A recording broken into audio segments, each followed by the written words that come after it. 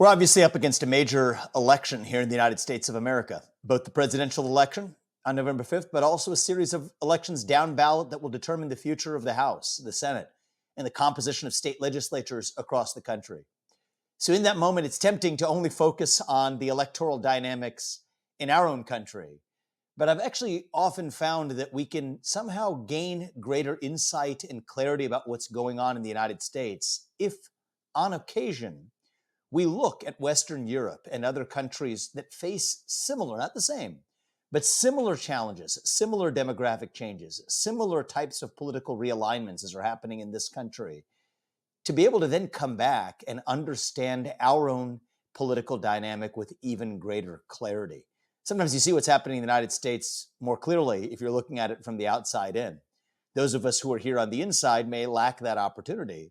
But I do think that that's something we're trying to do with today's episode of the podcast with somebody who has taken a careful look at the rise of populist leaders across different Western European democracies, has carefully thought about what the heck is going on in Europe right now, and maybe even what some of the learnings and implications might be for the United States, not just in the next several days and weeks heading into our own election, but perhaps over the next 4 to 8 years as we think about the future direction of the conservative movement and the future direction of the America First movement and the future direction of the United States of America in the next 4, 5, 6, 7, 8, 9 years ahead.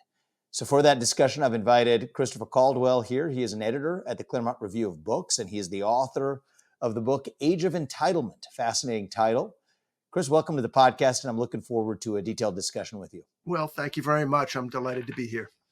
Yeah. So, I think a word you wanted to maybe kick this off with a topic that's near and dear to both your and my heart, which is The Age of Entitlement, is the title of your book, but it speaks to me, where I do think that the root cause, and I really mean this in sort of a root cause sense, not that it's another thing on the list of priorities, but it's pretty darn close to the existence of the root cause of so many of our perils right now, and even the immigration crisis, which I think is going to be a centerpiece in our discussion, is the existence of the nanny state in the United States. I mean, I think if you dismantled the nanny state, you effectively have solved 70+% of the immigration problem in the United States, because that's the magnet that draws people over.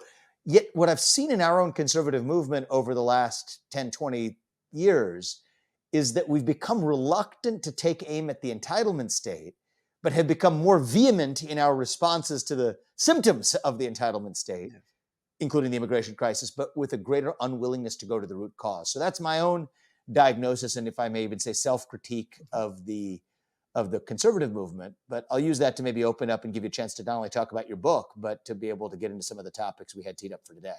Well, that's very interesting. I think there's some corroboration for that viewpoint in the way American immigration differs from European. We have our problems with immigration, but there are certain problems that Europe has that we don't have. Europeans tend to tell pollsters that they consider migrants lazy or antisocial, and I think that even in the United States, when we have a very difficult situation with migrants in certain places like Springfield, Ohio, that is not the critique. And part of the reason is that, just as you say, we have a nanny state that is less well developed than Europe does, or to the extent that it is well developed, foreigners, including newly arrived immigrants, have less access to it than they do in Europe. So in Europe, every newcomer has a kind of a cushion that allows him, or has traditionally had a cushion, that allows him to just sort of follow his instinct where he wants it to go. And one of the reasons, for instance, that so many immigrants get into radical Islam is that they're sort of subsidized to do it. I remember seeing a statistic a few years ago that 2/3 of the imams in France are on welfare. In the United States, there's nothing wrong with being an imam, but in the United States, you are sort of forced into the workplace, which is where a lot of assimilation happens. Yeah, I think that's a different dynamic, and it's not the same story in the US and the EU, but let's maybe talk a little bit more about some of the parallels that we do see and understand. To what extent do you believe, first of all, I'd be curious for your assessment of this, in Europe, to what extent, if you eliminated the incentives for illegal mass migration in the US, in the EU, like the raw payments, workforce permits, et cetera, would you see the decline in mass migration to countries like Sweden or other Western European countries?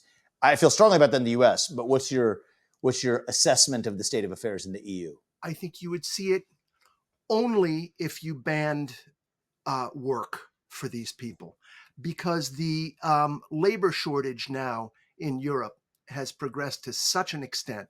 Europe has it has a birth dearth the way we do in the United States, except that it's a generation older. I believe that deaths started to exceed births in Germany and Italy in the early 70s, whereas this phenomenon is just getting rolling with us. So you have people entering the workforce who are of a small generation, already born of a small generation. And the need for labor in Europe is almost boundless, and you don't really see it in the tourist centers. But if you go any place agricultural, like southern Italy or Catalonia, you get off in a back road, and you go into a farming area, and you'll see encampments, villages full of Africans. You don't see them on the main roads. They ride around in bikes. They have their local stores, but but the but the agricultural sector of Europe is increasingly run by migrant labor. Yeah. So what is your core assessment of the similarities and dissimilarities between the rise of populist reactions to this mass migration question, maybe the rise of populist reactions more generally in Europe and the United States? And maybe you could begin with a definition of what you consider to be modern populism as well, which I think is a word that we often bandy I around know. a little loosely. I know. I think that in practice, what populism winds up being is uh, any movement that produces a political outcome that the mainstream media tends not to like. Yeah. I do Exactly. think I do think that populism is primarily a democracy movement. Okay. It aims at obviously we all in the West, we all live in democracies of some kind of another. Okay. But I think that at the heart of populism is a qualitative a complaint about democracy, that where people say, yes, we vote, but once we vote, there are all sorts of tricks and ruses to take actual agency away from us. And so I think that populism in the United States and in Europe is about that in both places, but the ruses are a little bit different. Part of the argument of my Age of Entitlement book is that the civil rights state, the idea Mm. that what you vote is valid only so long as it doesn't interfere with some judge's idea of people's rights, that has done a lot to let's say reduce the actual democratic content of democracy in America. I think in Europe, uh, I think that the European Union, which is a different type, it's it's a transnational Mhm. grouping of 27 European countries into a trading bloc that Right. has performed the same function. Basically, you vote for something like, I want fewer immigrants in France, and you're told that you can't have it because the European Court of Justice, or the Court of Justice of the European Union, there are two of them, Hmm. doesn't approve of it. So That's a fascinating analysis. It's sort of a parallel that you would draw between what you called, it's an interesting term, the civil rights state in the US mhm, versus the ECJ imposed normative layer on top of self governance at the national level in each of these yeah, countries. I want to actually come back to the European point of this because I mhm, frankly don't yet understand as much as I probably should, about the legalities of what say the ECJ might have over what an individual nation's policies might be with respect to mass migration. But on the U.S. point for a second, just to sort of double click on that, how do you draw the distinction between the anti-majoritarian protections built into the Constitution versus the statutory post-Civil Rights Act wave version of that and the jurisprudence that followed that, and maybe the expansionism of skepticism of self-governance there? How do you draw that distinction? Because the first is inherent to the Republican form of government that we have. Yeah. We're not a direct democracy. We're a constitutional republic, which among other things includes those anti-majoritarian protections that still are affirming of a kind of self-governance imbued with the protection of individual rights, which can on occasion come into tension with one another. Absolutely. Versus maybe the bastardization of that we saw in more recent decades of statutory overreach and regulatory overreach far beyond what the constitutional scope originally was. What's your perspective on that? Yeah, I think statute. Well, I'd look at it in a couple of ways. One is the way I do in the book. In the book, I say that in a lot of progressives' minds, the Civil Rights Act of 1964 stands as kind of a second constitution, and the understandings of rights in it are often at variance with the first. And so I would say that, I mean, my own view of it is that the 1964 Civil Rights Act basically vindicates the claims of the 14th Amendment, which is sort of equal protection of the laws, at the expense of the First Amendment, which is freedom of association, freedom of expression, freedom of assembly. So that's one. That's fascinating to me. That's very I mean, that's a big claim you just made. I assume, well, I have my assumptions about what kind of case law you're referring to, sort of, but why don't you lay it out? You're the expert on this. So what do you mean by, in what way, lay out an example in which the Civil Rights Act of 1964 and the way it's been interpreted come into conflict with the First Amendment? Well, I mean, there's an interpretation of Brown versus Board of Education that sort of lays out these 14th Amendment, First Amendment things. There's a guy named, a Harvard law professor named Herbert Wexler, I believe. And he said that,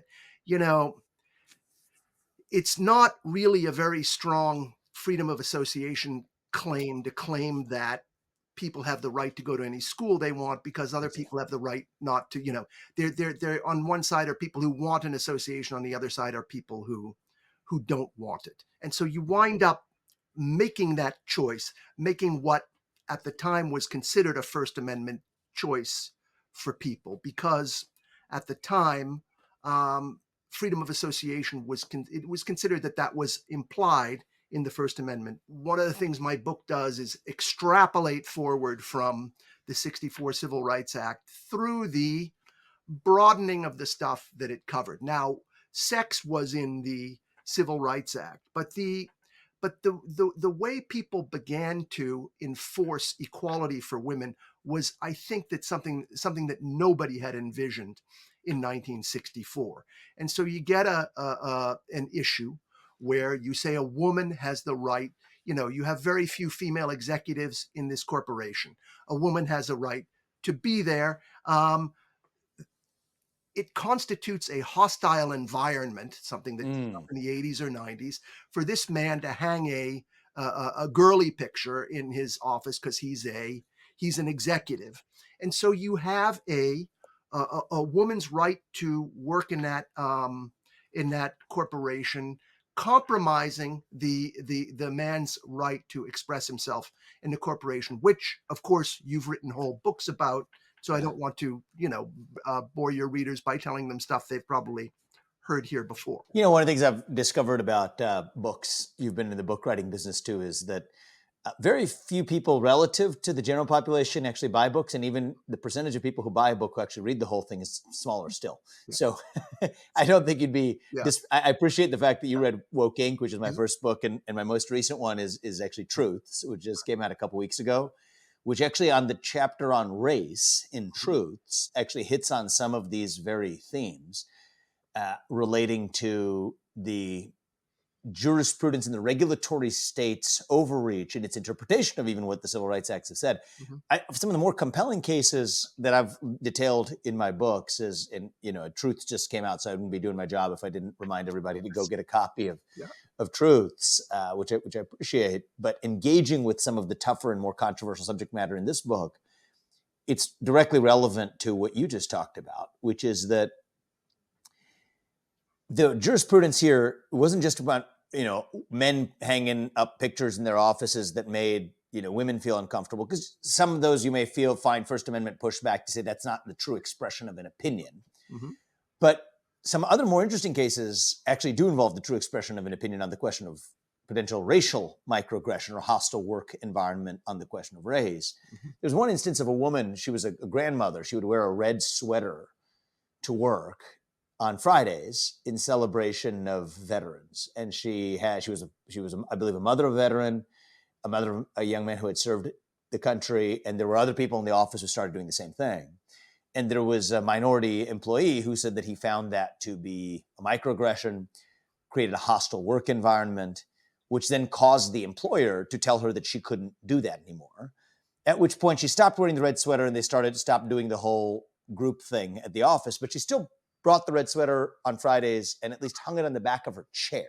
So she's sitting at a desk and the sweater would be draped over her chair. Yeah. And that too was deemed by the employer, presumably because of further complaint of the employee, to be insufficient to go not far enough to avoid creating a hostile work environment.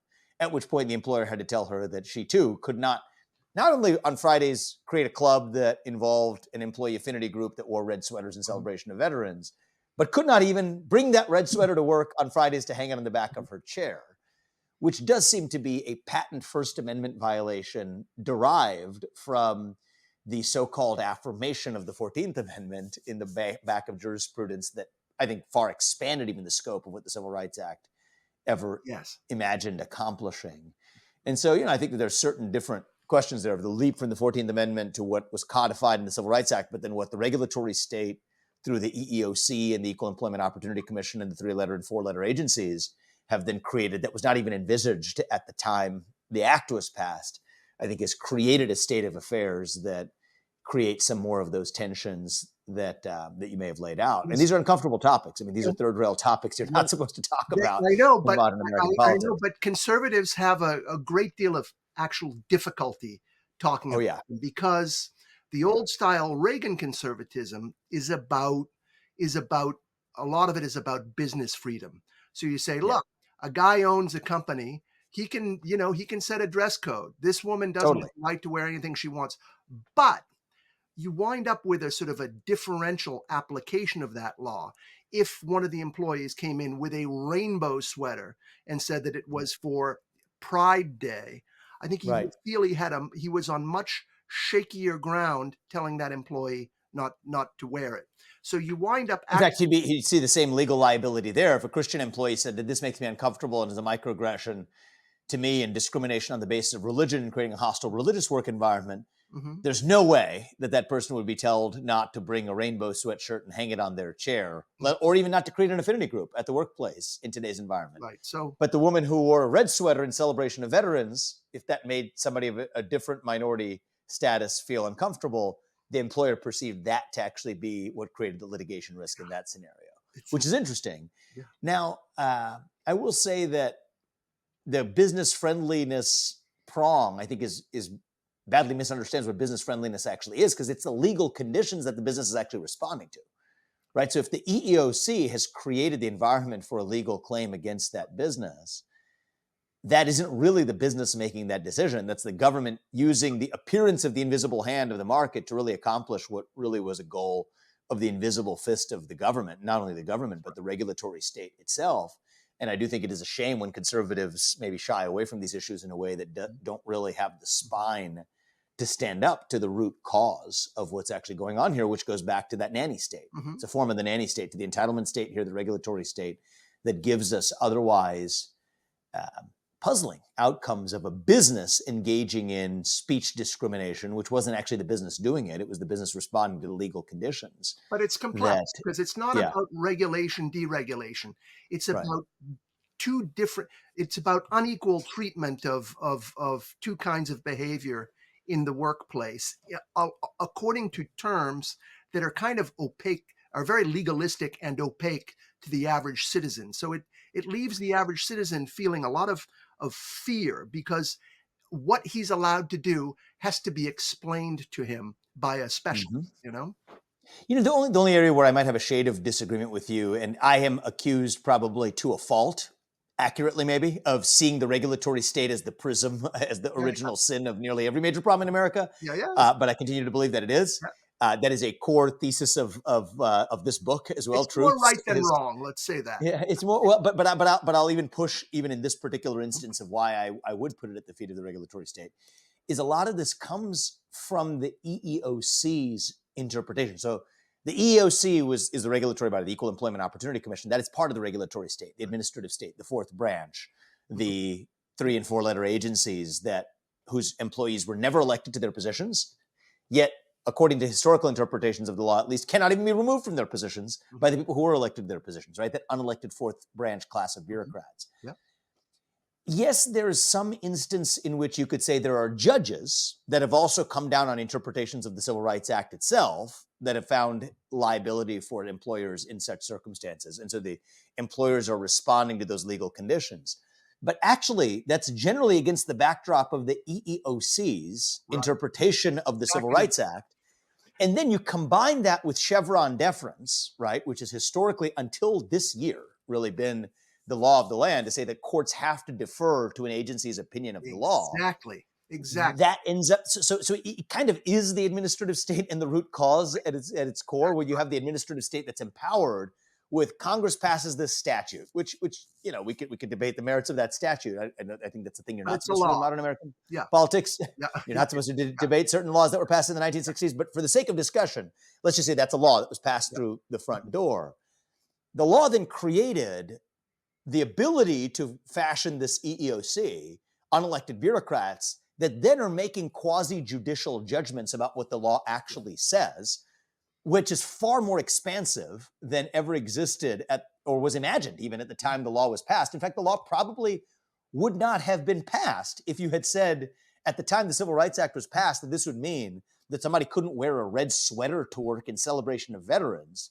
Those debates were all had. Those debates were had. Yeah. And none of the people who voted for the Civil Rights Act imagined that's exactly what they were enacting. Yet you've got the EEOC, which then says, no, this is decades later. That's actually what the law says, is this woman can't wear the red sweater because somebody else in the workplace finds that to be a microaggression. Yeah. Nobody who passed the Civil Rights Act would have imagined that that's exactly the way it would be interpreted. But then you get a judge who says, according to the red sweater rule, this other person is entitled to do something for his office furniture. And so that's exactly right. The judge then escalates the rule by a notch, and then you get a new rule to raise it another quantum. And so you get a ratchet effect. But all of that happened without legislation. But all of that happened in part, and the judicial side of this, with the judge doing it, because of this doctrine, which, by the way, some conservatives, it's uncomfortable facts, hard truths I talk about in this book too. Scalia was behind the Chevron doctrines. I love Scalia. I love a lot of his jurisprudence.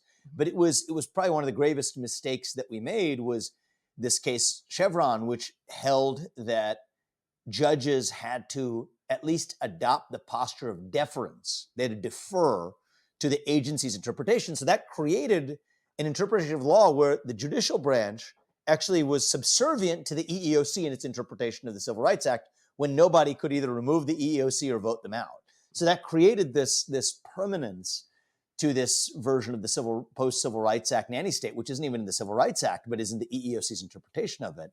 But what I will observe, just to give people some sense of hope and way out of this, is that this year, that doctrine was overturned, right? Chevron deference was overturned at the Supreme Court this year, which is truly seismic in its scope for what it means for not only the regulatory state, but the entitlement state and the nanny state writ large.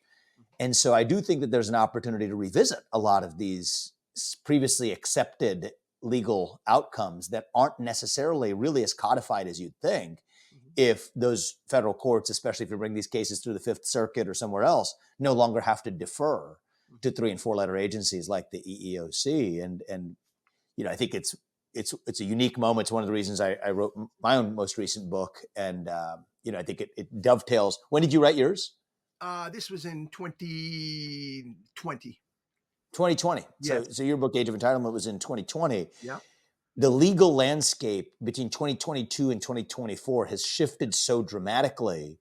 And in my book, Truths, we actually lay out what the way forward could be out of that morass, that legal morass that we'd historically accepted for the last 6 decades before then.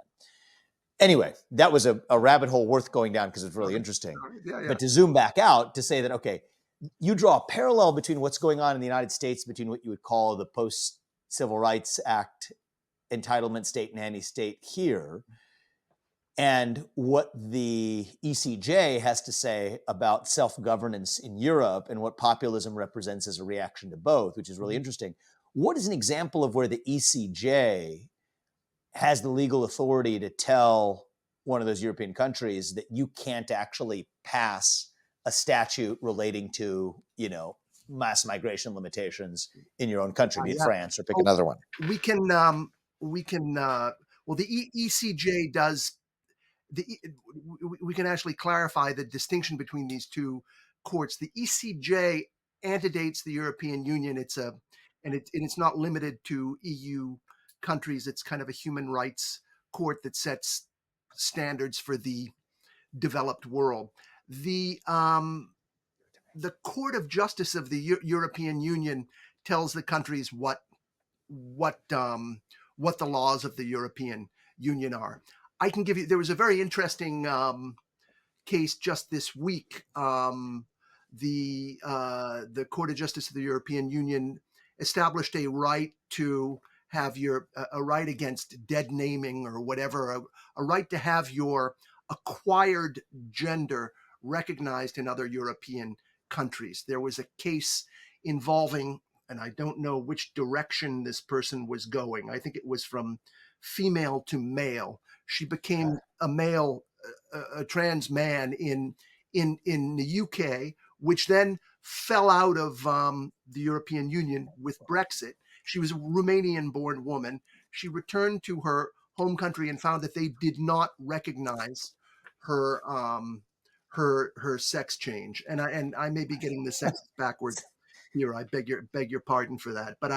But the court ruled that Romania actually had to, once this sex change was done in another European country, they had to give full faith and credit to it. So it is that's a good example. And it's legally binding, that not overridable by the nation state. That's right. It's it's like a federal issue. It's a full faith and credit clause, even though they don't have a full faith and credit clause, but they're acquiring these things through judicial activism. Yeah. See, and I think that partly explains, I think, the flair of European populism, which in some ways is even more pronounced in its response than that of what we would think about the populist response on the left and the right in the United States to these types of violations of self-governance. Is, at least in this case, these are states in a union that still represent one nation. Yes. Whereas here, there's no sense in which anybody thinks of themselves as a citizen of Europe, right? It's an economic bloc. Mm-hmm. But it's the kinds of questions on which they're exercising authority is the kind of question where you think about the consent of the governed being required to actually grant it, right? Yes. So in the United States, another way of saying this, you vote for your state elections, you vote for the federal elections, but the states are still bound by the federal constitution in their behaviors, because that is the constitutional republic that created the locus of self-governance. Yes, but this is what we resolved definitively in the Civil War.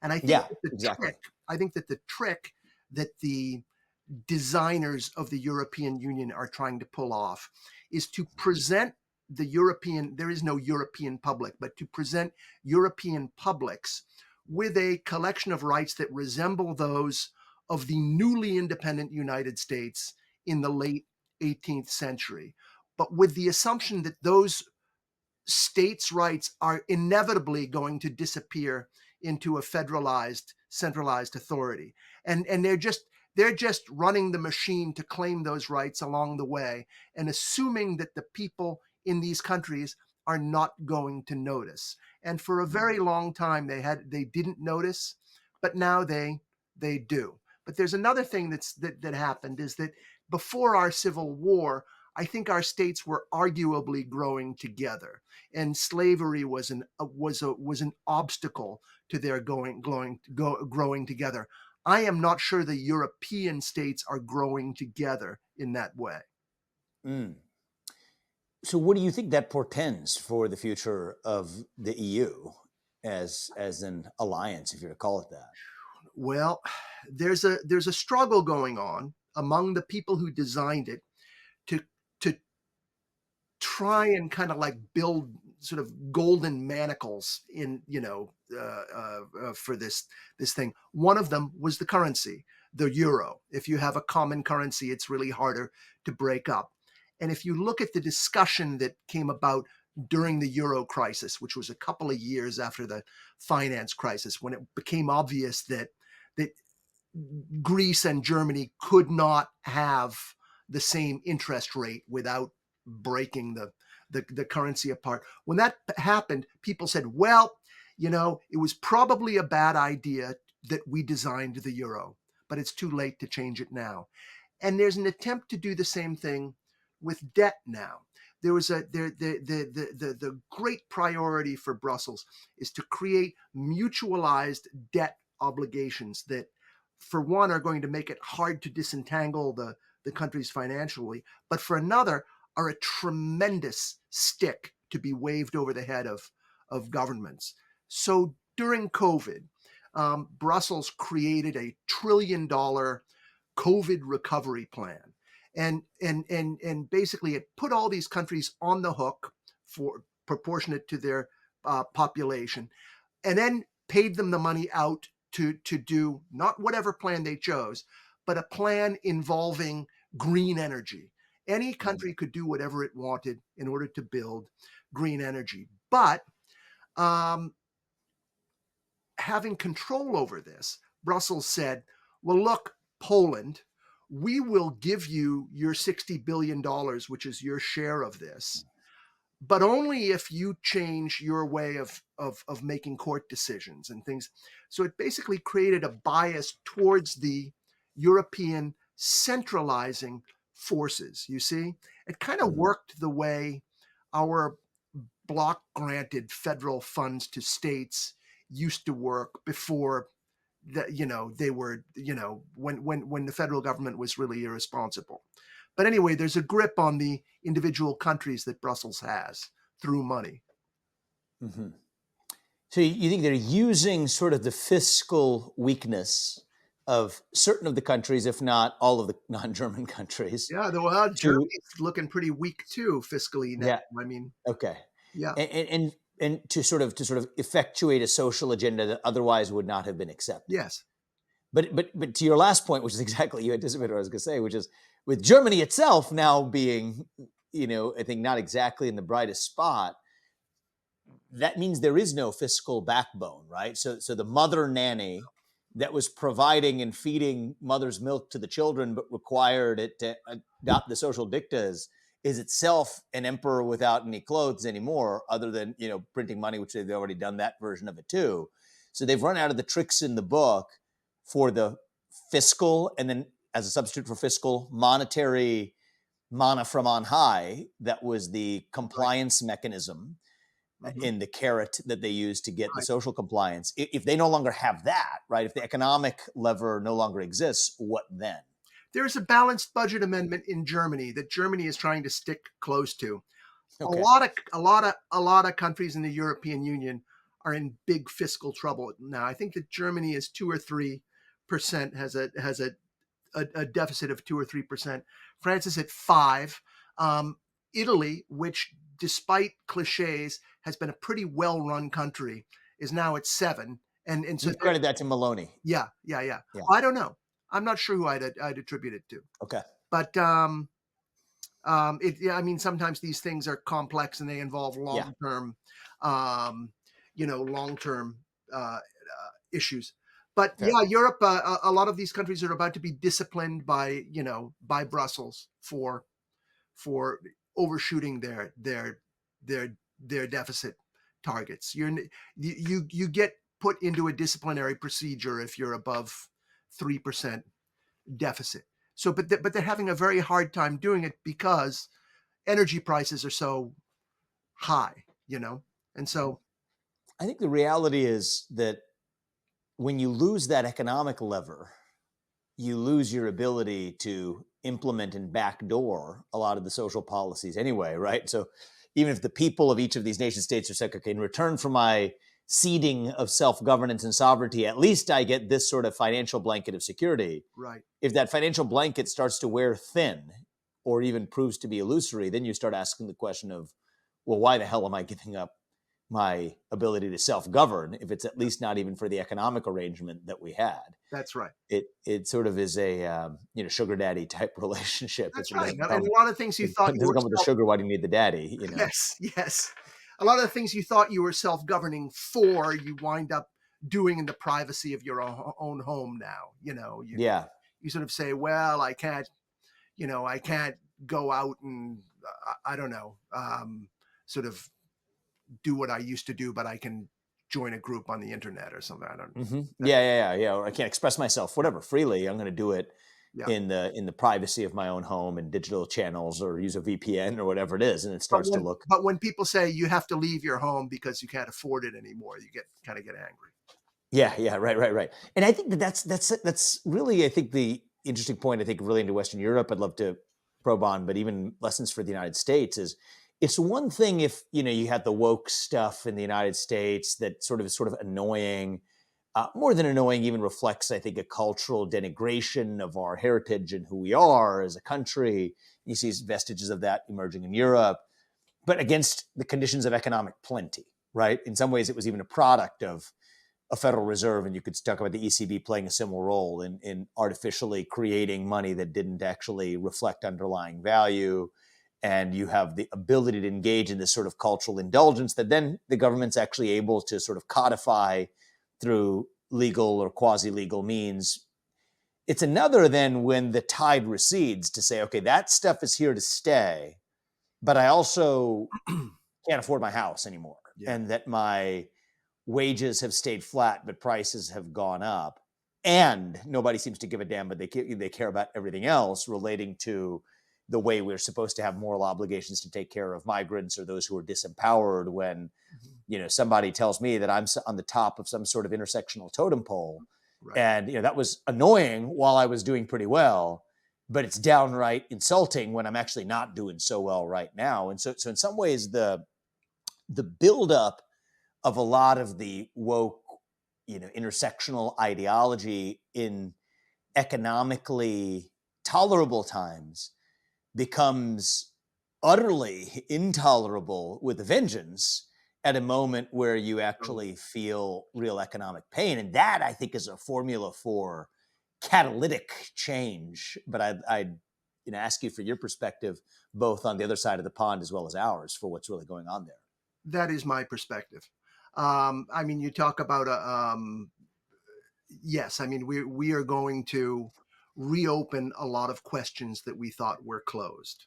Mm. Um, uh, Interesting. I mean, people talk about the popularity of books about civilizations and how civilizations decline both in Yeah. the United States and in Europe. And basically, we've done what our grandparents warned us against. We've traded a certain amount of independence, and we've traded independence for comfort, which is a trade that's always available to people. And we now, having traded away our independence, we now find we don't have enough independence to sustain our comfort, and so we're going to Mhm. have to relearn some more kind of peasanty truths, I think, about like how to, about how it's maybe more valuable to to build things than to dream things up, or about how you have to get up in the morning and do real work and that kind of stuff. I think that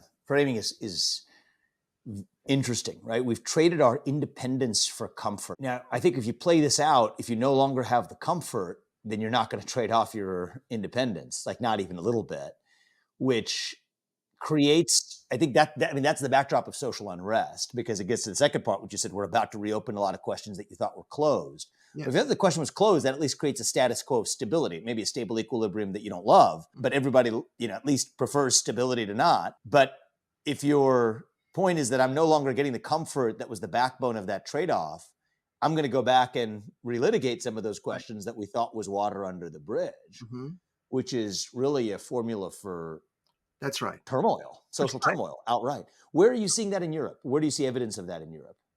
Do you see early vestiges of that happening, or do you think this is still, still skating to where the puck is going a little bit, but we're not quite there? We're skating to where the puck is going, I think. Well, look, where I see it is that these so-called populist groups have triumphed in many. I wouldn't say they've triumphed in very few countries, but they have become the top party in many countries. And I think that these issues are being reopened. I mean, the fact that a right-wing party can be elected in Germany is really extraordinary. The fact that a right-wing party can be elected, not elected, but can top the polls in Austria is also extraordinary. You have a right-wing government in Italy. You also had a government, I think, the one that was elected in 2018, was even more right-wing than it is now. You have Hungary. You have the bottom falling out of the left in Ireland. I mean, I think you have the revolt against the government in France. You have the rise of the center right in Belgium. You have Geert Wilders in Holland. You have the Sweden Democrats playing a part in the government in Sweden. It goes on and on and on. And with the exception of I'd say England and Poland, the continent is really moving right. If you've liked the conversation so far, I'd encourage you to buy my latest book, Truths, The Future of America First. It's my fourth book. It's also my most important one. This is the toolkit for how you're going to win over friends through arguments at the dinner table. It's what we're doing through conversations like this one. Like or subscribe to the podcast as well. Buy Truths, The Future of America First. And I appreciate you guys taking seriously what we have to say. What do you make of France? Let's just talk about the dynamic of this last year. I have my own view on it, but you are somebody who's probably thought even more deeply about what would it take about the original rise of Le Pen, Barbarella in the context of the first set of elections, but then the domestic elections that represented a retreat from what you saw from the same voting public. What do you think was going on there, and what signal? Well, actually, there wasn't a retreat. It was an interesting thing. So France had European elections. The National Front finished tops with a third of the vote. Then, perhaps unwisely, probably unwisely, Macron called national elections, which people sort of suspected, looking at the way the polls were looking, were going to bring the National Front to power. The reason they thought that is that France has elections that follow the same system that we follow in Louisiana, right? Mm-hmm. You have a 2-round, you have an open first round, and then the top people who get over a certain threshold, which is usually either 2 or 3 people, run off in the second round. I see. Which means if you're like, generally the guy who gets 37% in the first round winds up being your next congressman. But there are many cases where there are 3 candidates in a race. And what happened is that Macron and the hard left, which is a very interesting development in its own right, considerably more radical, I would say, than the National Rally, the Le Pen party. But on the left, I mean, they're very anti-Israel. They are the party of the Muslim immigration to France. Macron allied with them. He made an electoral pact with them to withdraw their candidates. Each party would I withdraw see. candidates strategically so that they could top the National Front. And the result is that in the second round, the National Front still got the most votes, but they got Mm. many fewer seats. So it took about twice as many seats to get a National Rally seat, a Le Pen seat, as it did to get a Popular Front seat, a left-wing seat. So it was a trick. And then It was an anti-democratic move, actually. in spirit, although it was quite legal, it's a kind of a, Well, it's legal, but it was anti-democratic in its spirit. Yeah, spirit, nobody's saying right. it's But not the not thing that illegal. really Not topped it legal. off Yeah. is having used the hard left to keep the right wing out of power. Um, Macron then appointed a right wing premier, a person on the right of the old, let's call it the center right, the let's say the Mitt Romney type rump of the French right. He appointed a guy who would be acceptable to the National Rally, because if he's not acceptable to Le Pen, the government will fall. So Right.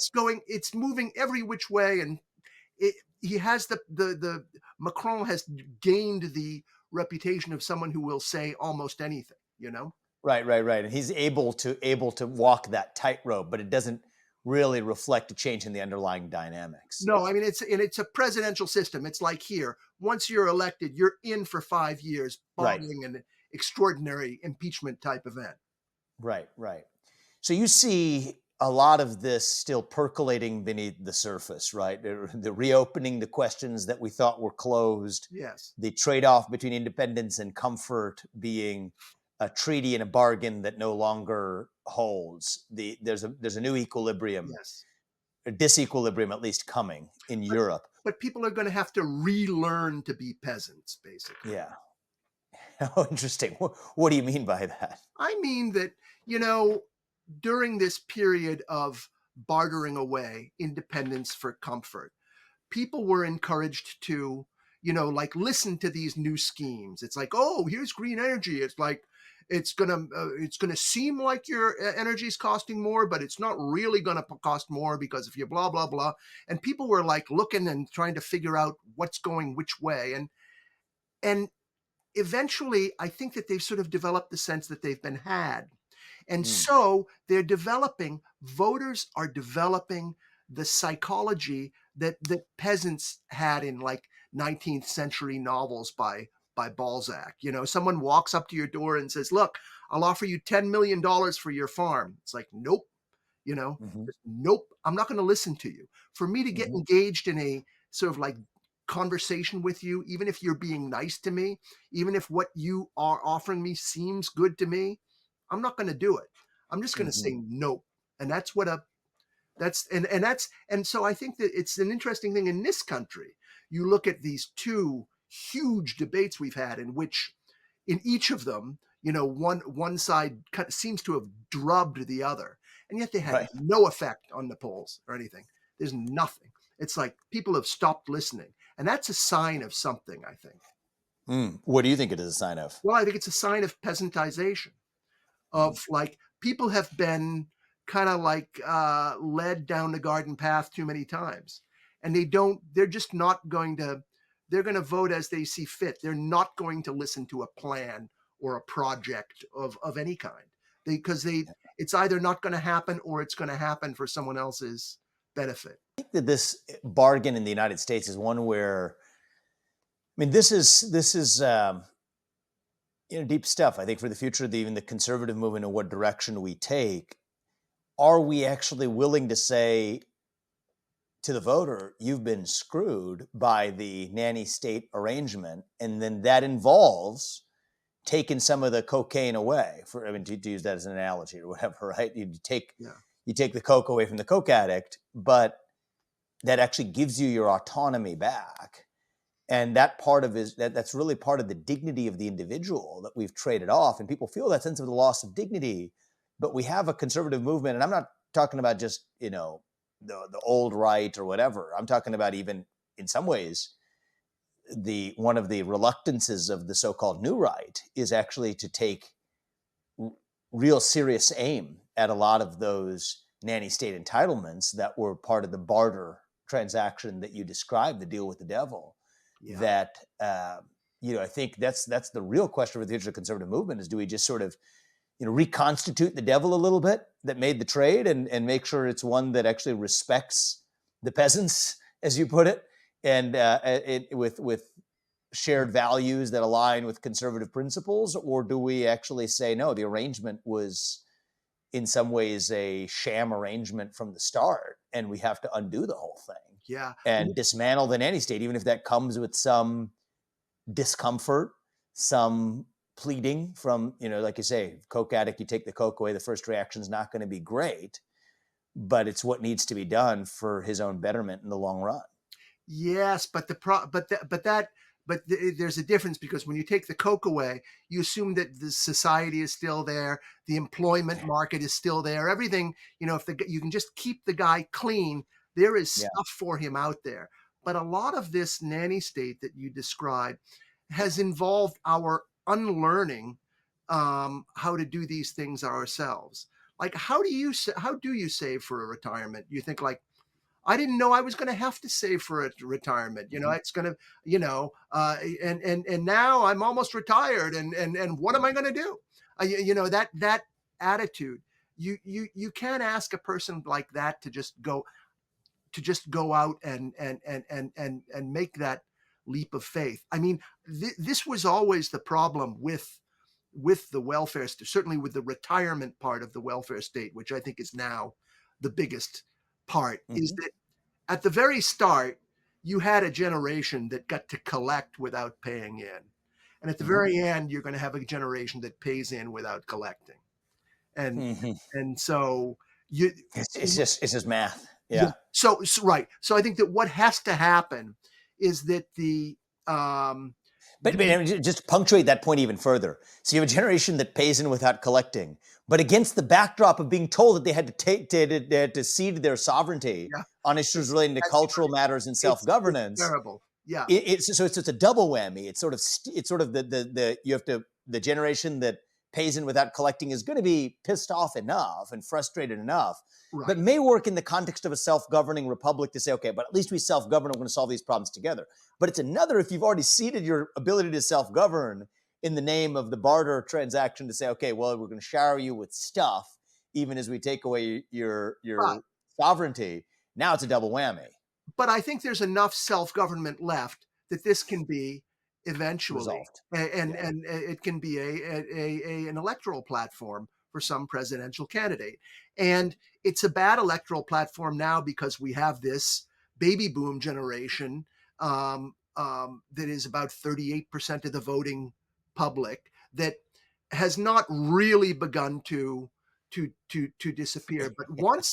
But once it falls below a certain demographic level, and the people who are paying without collecting rise above a certain demographic level, it's going to happen almost instantaneously. It's going to happen, it's going to be something that you didn't think of, at one point. 6 months later, it's going to be a fait accompli, with a law and effects on your bank account, et cetera.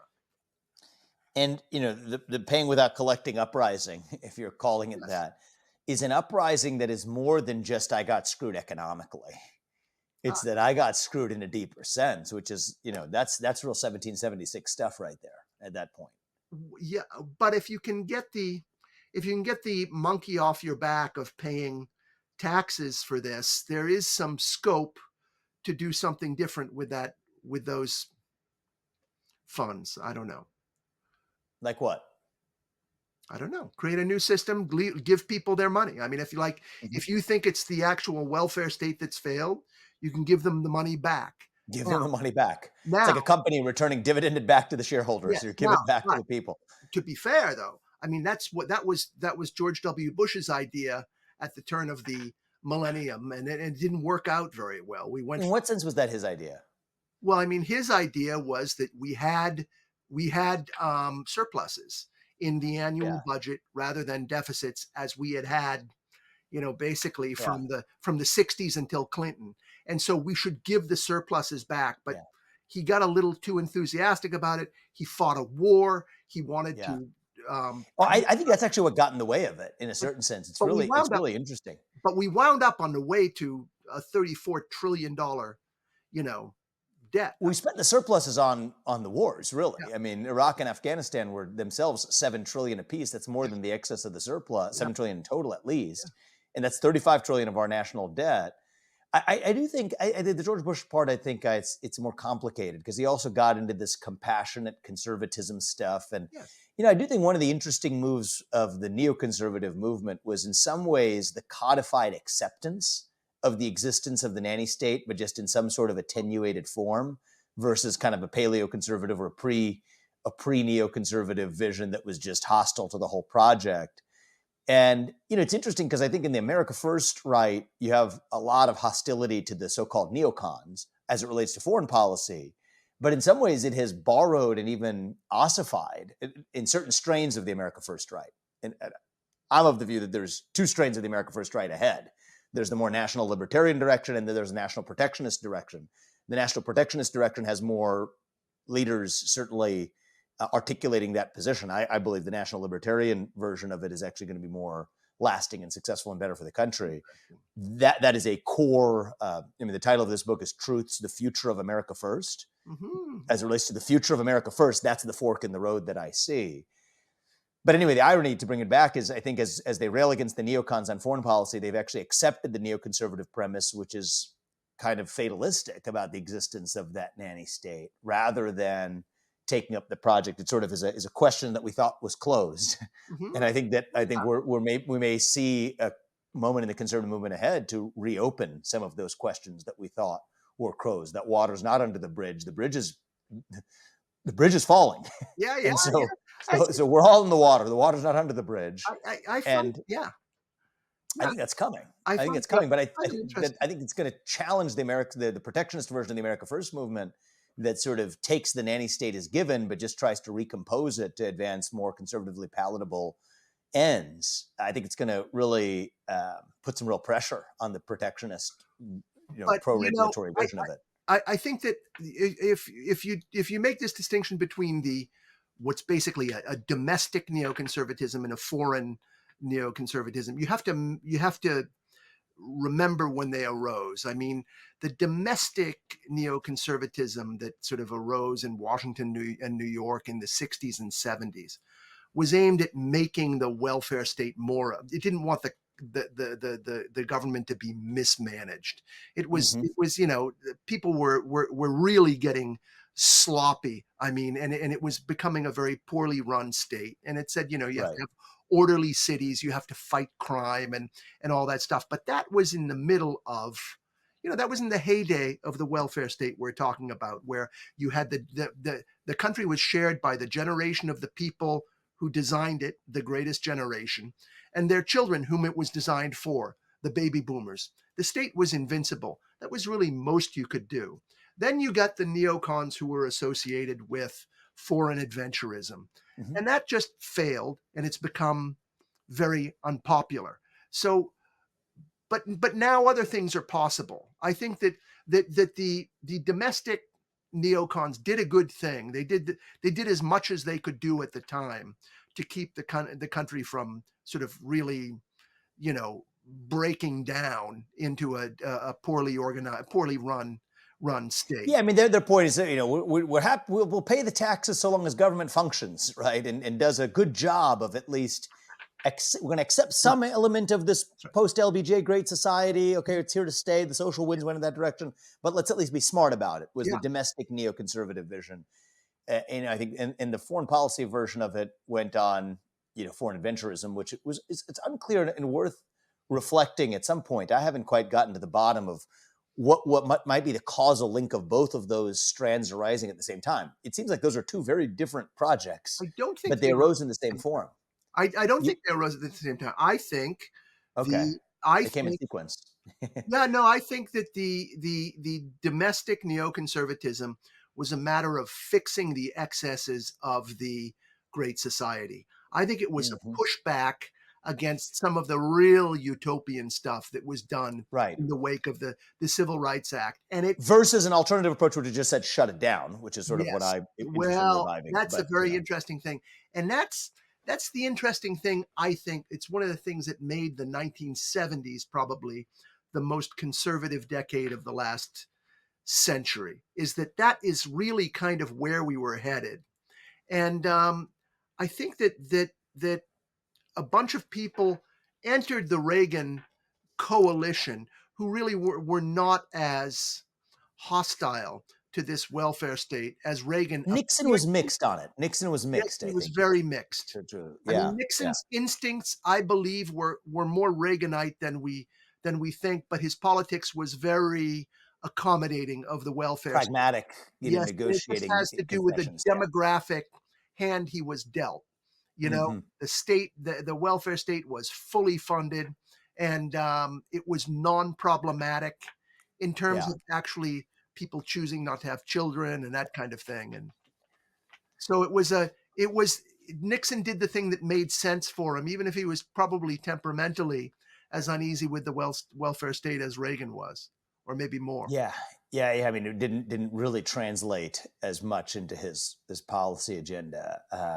That's a whole discussion. Nixon's Yes. and his complicated domestic legacy is Mhm. a discussion for probably another day. Yeah. But I do think that this question of the future of the both strands of the neoconservatism, maybe one came after the other, but actually created a cycle. And the cycle, I think, goes something like this, where the warfare state, which ended up being the foreign policy, foreign adventurism strand of the neoconservatism, which came later on your telling of it, which I think is probably correct, actually. The warfare state then necessitates a different kind of welfare state, which sort of goes like this. If you invade the rest of the world, you have to invite them. In some ways, Europe is actually the strongest argument you have if you're a European. And I care about America, so I don't want to offer them great arguments for this, but I'm in Yes. interest of truth.